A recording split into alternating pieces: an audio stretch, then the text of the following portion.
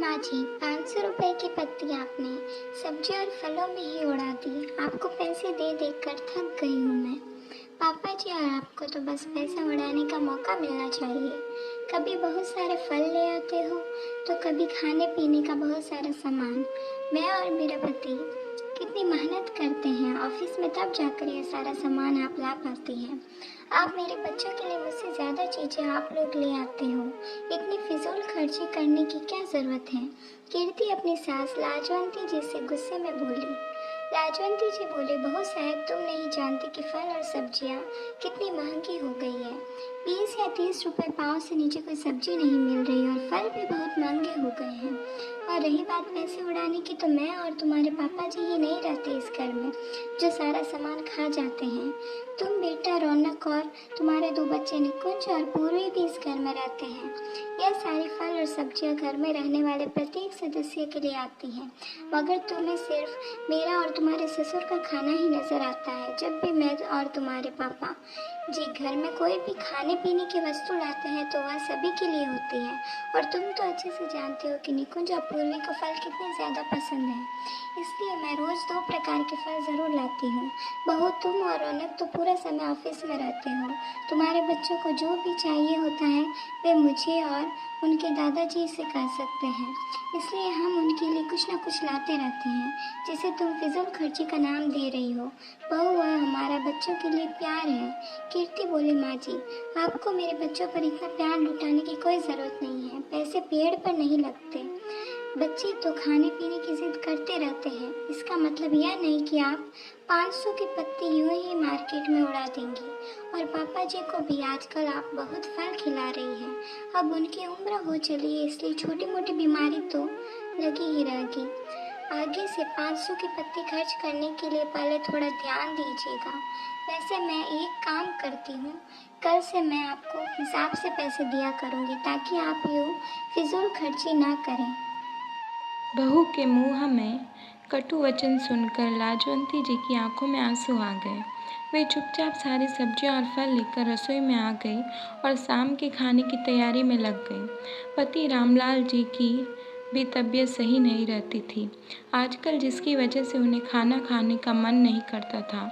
इसलिए लाजवंती जी उन्हें भी फल काट कर दे दिया करती थी। लाजवंती जी सुबह और शाम रामलाल जी को फल दिया करती थी। यही वजह थी कि बहू कीर्ति आज लाजवंती जी पर भड़क रही थी।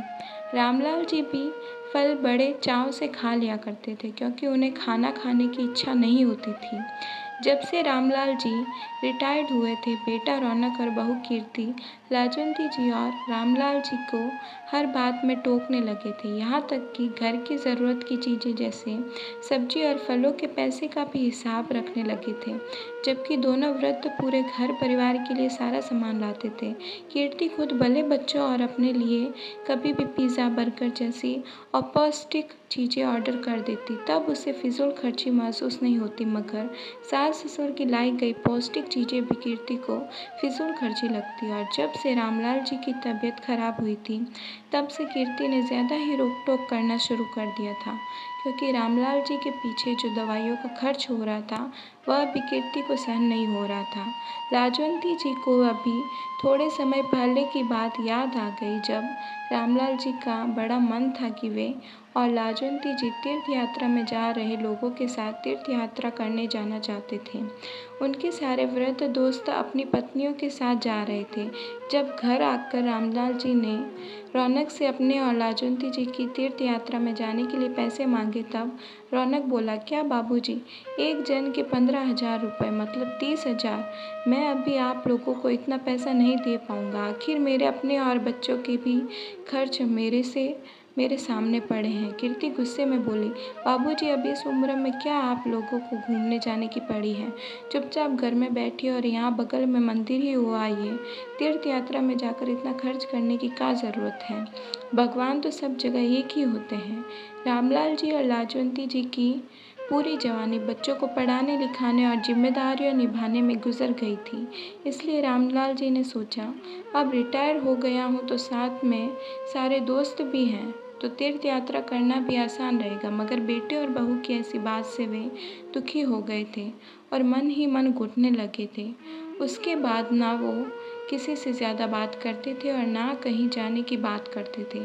रामलाल जी ने खाना पीना भी बंद कर दिया था और उसी के चलते वे बीमार रहने लगे थे। एक दिन जब लाजवंती जी रामलाल जी से बोली, आप आजकल ज़्यादा बात भी नहीं करते, ऐसे लगता है जैसे अंदर ही अंदर आप किसी बात से उदास हो। क्या हुआ है? आप मुझे तो बताइए। रामलाल जी बोले, लाजवंती पूरी उम्र बिता दी बच्चों को बड़ा करने में, उनकी ख्वाहिशें पूरे करने में, मगर आज मेरा बेटा मेरी इतनी सी ख्वाहिश पूरी ना कर पाया। मैं तो सिर्फ तुम्हें लेकर तीर्थ यात्रा पर जाना चाहता था, मगर बेटे और बहू के पास हमारे लिए इतना पैसा भी नहीं है। एक समय था जब आत्मसम्मान से जीते थे हम दोनों, मगर आज बेटा बहू के राज में सम्मान ही नहीं रहा हमारा। लाजवंती जी बोली, आप क्यों फिक्र मत कीजिए, और अगर आप यो खाना पीना छोड़ देंगे तो सोचिए मेरा क्या होगा। क्या मैं आपके बिना जी पाऊंगी? आप जल्दी से स्वच्छ हो जाइए।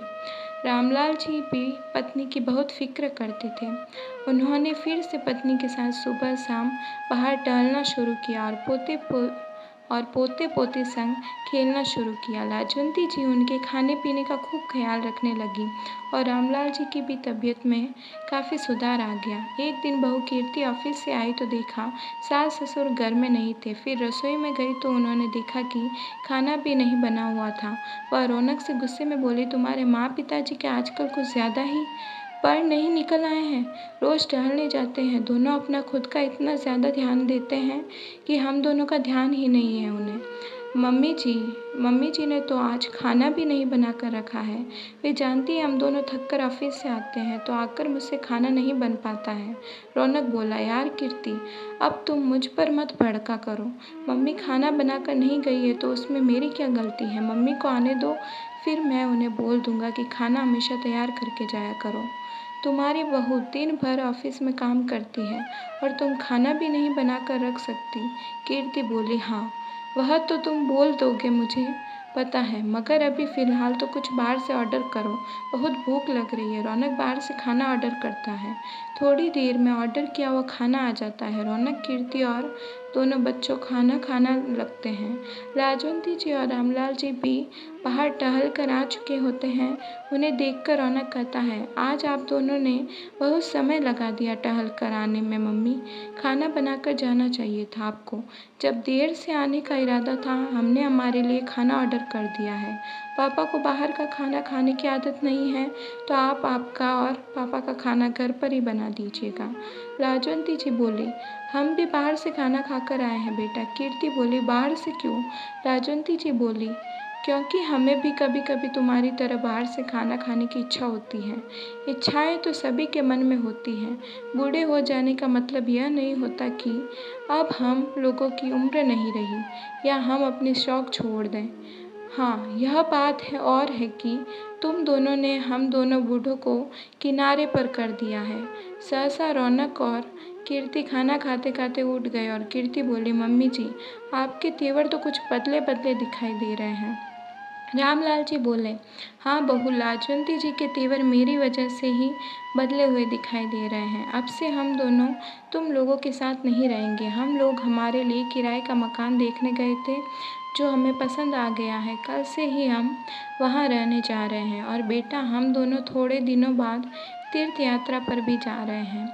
मेरे रिटायर होने के बाद जो पेंशन मुझे मिल रही है वह बैंक में उन्हीं पैसों के साथ जमा हो रही है जो पैसे मैं तुम्हारे नाम करना चाहता था, मगर अच्छा हुआ वक्त रहते तुम दोनों ने अपना असली रूप बता दिया।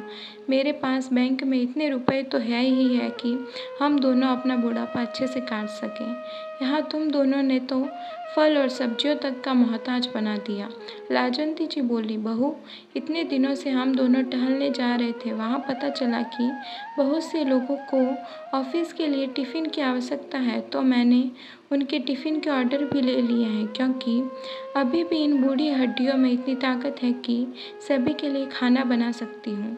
तो 2 दिन बाद मैं वह काम भी शुरू करने वाली हूँ जिससे घर बैठे कमाई भी हो जाएगी और मैं आत्मसम्मान से भी जी पाऊँगी, क्योंकि जिन बच्चों के लिए अपना सब कुछ दे दिया वे तो हमारा सम्मान ही नहीं कर पाए, उल्टा मुझे नौकरानी बनाकर रख दिया और हमें पैसों पैसों को तरसा दिया। रामलाल जी और लाजवंती जी अपने कमरे में जाकर अपना सामान पैक करने लगे। रौनक और कीर्ति सोचने लगे कि मम्मी पापा अगर घर से चले गए तो घर और उनके बच्चों को कौन देखेगा, रोज़ खाना कौन बनाएगा। दोनों मम्मी पापा के भरोसे अपने बच्चों को छोड़कर बेफिक्री से ऑफिस चले जाते थे। अब कीर्ति ऑफिस कैसे जा पाएगी। रौनक और कीर्ति उनके कमरे में उनसे माफ़ी मांगने गए। कीर्ति बोली, मुझे माफ़ कर दीजिए मम्मी जी, मैं मेरे किए पर पछता रही हूँ। रौनक जी पीछे पीछे बोला, पापा हमें यूँ छोड़कर मत जाइए। मगर लाजवंती जी और रामलाल जी बोले, हम भी सम्मान से जीना चाहते हैं, इसलिए बेहतर है कि हम तुम लोगों से दूर रहें। दूसरे दिन ही रामलाल जी और लाजवंती जी बेटे बहू का घर छोड़कर चले जाते हैं आत्मसम्मान से जीने, जहाँ किसी के ताने ना सुनने पड़े, जहाँ कहीं जाने से पहले बेटा बहू की इजाज़त ना लेनी पड़े, जहाँ किसी का मोहताज ना होना पड़े। कृपया करके कभी भी हमारे घर के बुजुर्गों को इतना कठोर निर्णय लेने पर विवश ना करें, क्योंकि अगर आप उन्हें प्यार और सम्मान देंगे तो बदले में वे लोग आपको दुगुना प्यार और सम्मान देंगे। हमेशा उनकी भावनाओं की कदर कीजिए। उम्र होने का मतलब यह नहीं होता कि उनके खाने पीने की इच्छा नहीं होती या फिर वे कहीं घूमने नहीं जा सकते। तो दोस्तों बताइए आपको ये कहानी कैसी लगी, और मैं फिर मिलूँगी किसी और नई कहानी के साथ।